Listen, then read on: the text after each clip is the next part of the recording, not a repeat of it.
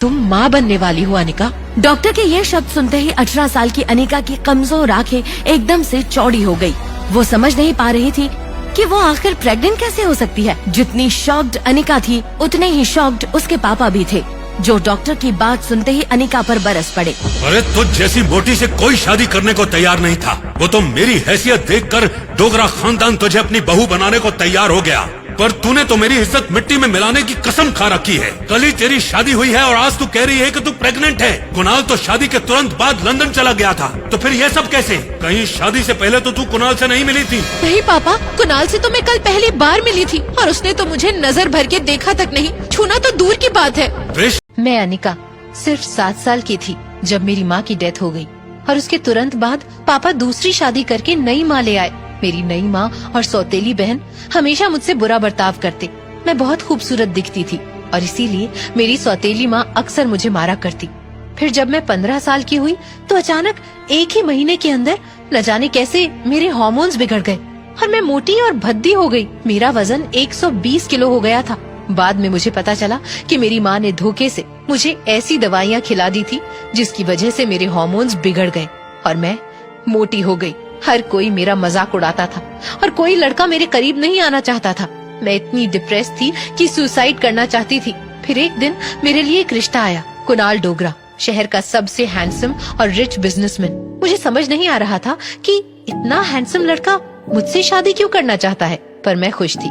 मुझे लगा कि शायद अब सब ठीक हो जाएगा, लेकिन शादी के बाद जो हुआ वो मैंने सपने में भी नहीं सोचा था। शादी के फेरे खत्म होते ही मेरा पति कुणाल दिल्ली चला गया और अगली सुबह अचानक मेरे पेट में दर्द होने लगा और ये कोई बीमारी नहीं बल्कि एक ऐसी अनहोनी की शुरुआत थी जो आज तक मेरे लिए एक रहस्य बना हुआ है। क्योंकि जब मैं डॉक्टर के पास गई तो डॉक्टर ने जो कहा वो सुनकर मेरे पैरों तले से जमीन खिसक गई।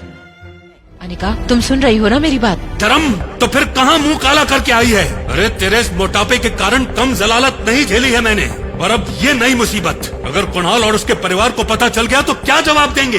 मैंने कोई गलत काम नहीं किया है पापा। मेरी समझ में नहीं आ रहा है कि ये सब कैसे हो गया। देख अनिका, तुझे इस बच्चे को गिराना होगा, वरना हम समाज में कहीं मुंह दिखाने लायक नहीं रहेंगे। पर तभी डॉक्टर ने अनिका के पापा को टोकते हुए कहा, देखिए सर, अनिका 4 महीने की प्रेग्नेंट है, इसीलिए अब अबॉर्शन पॉसिबल नहीं। I am sorry. जल्द ही अनिका की देखभाल के लिए एक नर्स रखी गई। लगातार देखभाल और दवाइयों से अनिका की सेहत में काफी सुधार आया। 4 महीने बीत चुके थे, लेकिन साथ ही साथ उसे ये बात रोमांचक कर रही थी कि उसके अंदर एक नन्ही सी जान पल रही है जो सिर्फ और सिर्फ उसका होगा। अनिका अपनी छोटी सी दुनिया में लगभग सब कुछ भूल चुकी थी।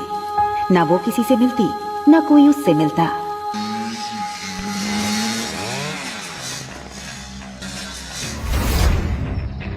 अनिका ने जैसे ही लड़की को देखा, उसकी धड़कन मानो डर और टेंशन से तेज हो गई।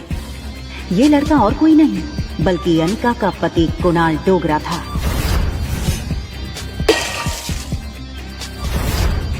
कुणाल की शादी अनिका से भले ही उसकी मर्जी के खिलाफ करवाई गई थी, लेकिन अपनी बीवी की कोख में किसी और का बच्चा देखना कोई भी मर्द बर्दाश्त नहीं कर पाए।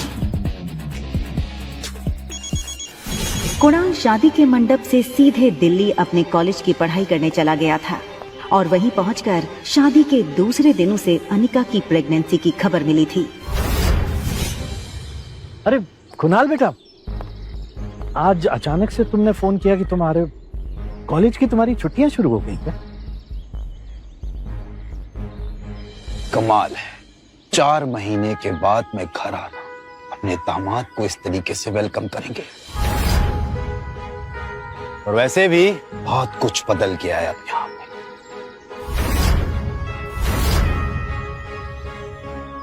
आओ बेटा, अंदर चलकर बात कर। देखो कुणाल, अगर तुम इस शादी को तोड़ना चाहते हो तो मैं समझ सकता हूँ। तुम समझ सकते, लेकिन ये बात मेरे बुढ़े दादाजी नहीं समझ सकते।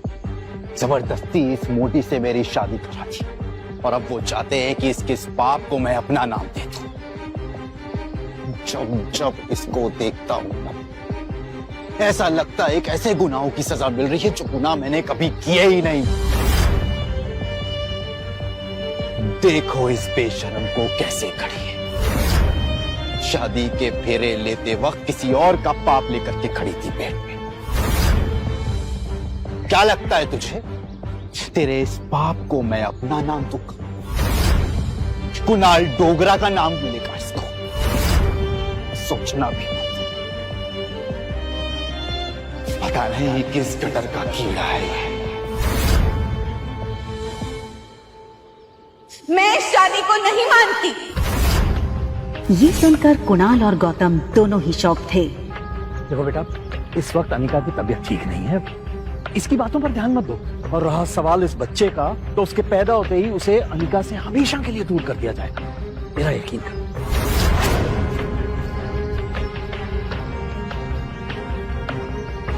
ठीक उसी पल अचानक से अनिका के पेट में जोरों से दर्द शुरू हो गया। दर्द के मारे एक झटके में अपनी पीठ के बल गिरी। अनिका, मम्मा मम्मा मम्मा, प्लेन लैंड होने वाला है। देखते ही देखते आज 6 साल बीत चुके थे और सामने थी उसकी 6 साल की बेटी रिया। रिया का मासूम चेहरा और उसकी खूबसूरत कत्थई आंखें देखकर अनिका की जान में जान आई। मम्मा, क्या हम पापा को ढूंढने जा रहे हैं मनाली? मैंने कितनी बार कहा तुमसे, तुम्हारे पापा नहीं मिले। कम ऑन मम्मा, हमारे तो टीचर सिखाते हैं कि सब बच्चों के मॉम एंड डैड होते हैं। तो क्या मैं गेमिंग वर्ल्ड से आई हूँ, या फिर मैं किसी जादू करके हेड से बाहर निकली हूँ? आबरा का डाबरा, रिया बाहर आ जा। तो मनाली में मेरा भाई मिलेगा क्या? रिया का ये सवाल सुनकर अनिका गहरी सोच में डूब गई थी। उसे याद आ गया कि कैसे 6 साल पहले उसने मनाली के हॉस्पिटल में जुड़वा बच्चों को जन्म दिया था। अनिका के पापा गौतम की कदकाठी के एक आदमी ने उससे उसके दोनों बच्चों को छीनने की कोशिश की थी। कमजोर अनिका ने बड़ी हिम्मत से उस आदमी को रोकने की कोशिश की और उसका सामना कर रिया को तो बचा लिया, मगर अफसोस कि वो अपने बेटे को नहीं बचा पाई और वो आदमी अंधेरे में उसके बेटे को लेकर भाग गया था। और इसी वजह से अनिका की मौसी उसे बचाकर बेंगलुरु ले आई थी, जहां अनिका का इलाज भी हुआ था।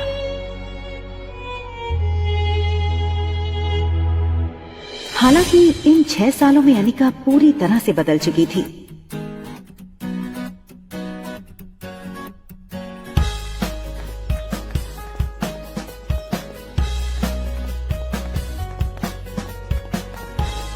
हार्मोनल इम्बैलेंस की वजह से फूला हुआ उसका शरीर अब एकदम ही से नॉर्मल हो चुका था।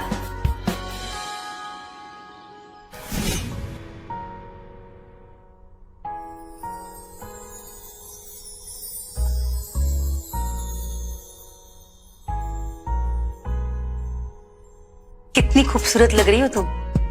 मनाली में तो लोगों के होश उड़ जाएंगे।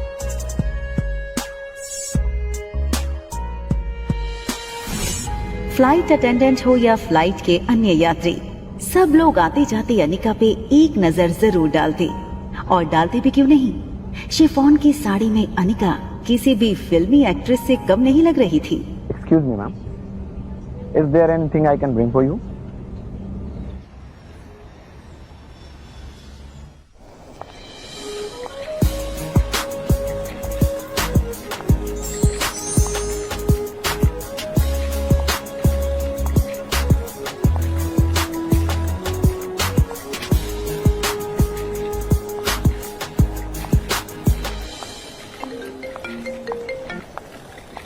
हेलो पा। कुणाल तुम्हें लेने एयरपोर्ट आ रहा है, तुम उसके साथ सीधा घर आना। यहाँ पहुँचते ही तुम्हें 2 पेपर्स पे साइन करना है, एक डिवोर्स पेपर और दूसरा वो। इतना कहकर गौतम अटक गया और फिर कुछ सोचकर उसने आगे कहा, खैर तुम घर आओ, यहाँ पहुँचते ही मैं तुम्हें सब समझाता हूँ।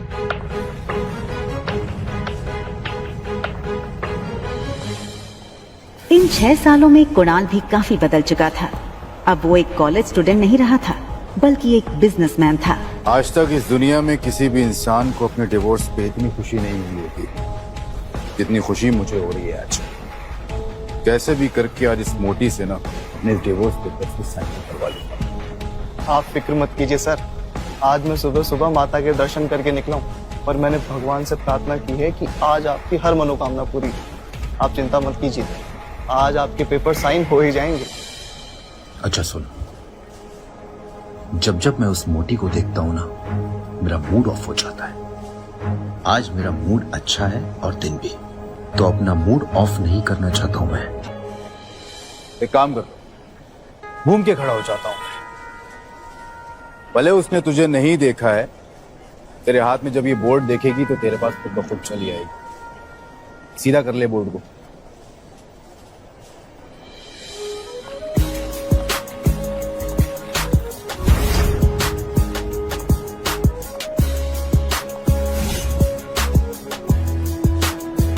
कुणाल ने एयरपोर्ट से बाहर आते हुए एक लड़की को देखा और फिर देखता ही रह गया।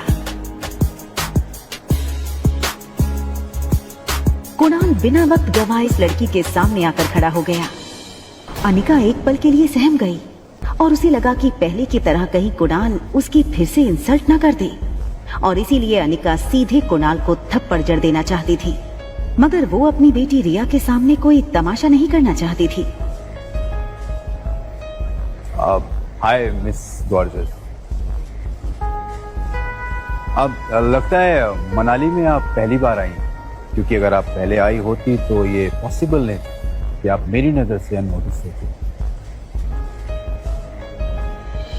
टैक्सी। टैक्सी की क्या जरूरत है?